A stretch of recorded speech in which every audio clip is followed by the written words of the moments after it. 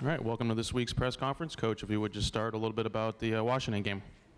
Okay, well, as you know, it's another trip to Seattle and another big Pac-10 conference game. They're all like the Super Bowl. They're all like playoff games. It's a great time of year. It's that heading into the mid-year time where things are not even close to being defined for sure, but they're starting to take shape a little bit, and it's just really important that our team continue to step forward and get better. You know, I think we've done that the last 2 weeks for sure, and you know, I think that our week of preparation and then the game have to be kind of part of the continual climb of getting better and getting good position in our league.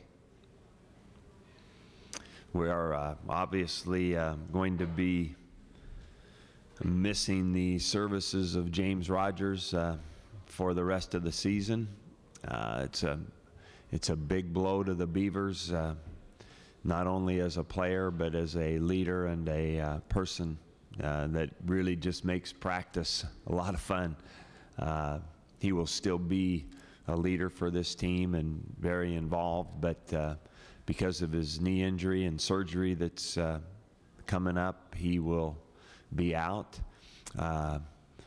We have received word that he will be eligible to return next year and play his 5th year. That is a silver lining to a bad situation, basically, and there will be questions about whether or not he wants to do that. For us right now, we don't even need to know that answer. I just am glad to know that he has that as a viable option, which I'm sure that he will be interested in. Paul?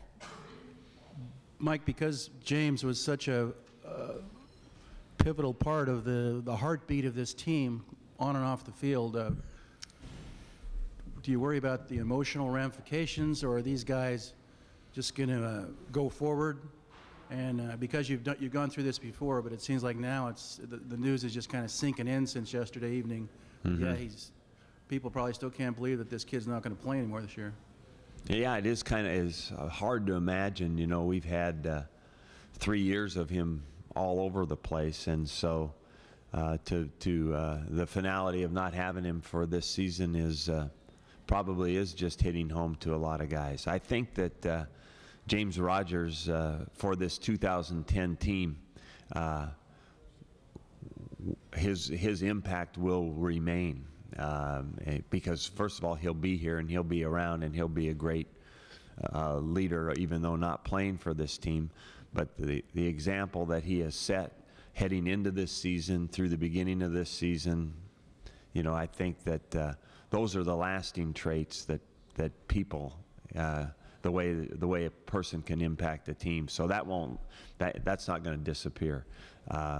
You know, what we've obviously got to find is, in the football end of it, is who's going to gain all these yards. I've been very pleased with the people that have stepped in already this season earlier for James and played. So, you know, and you know, that's why, you know, I don't think this team will panic. I don't think this team will get overly down about it. They will be terribly disappointed, but they will not let it affect how they go forward.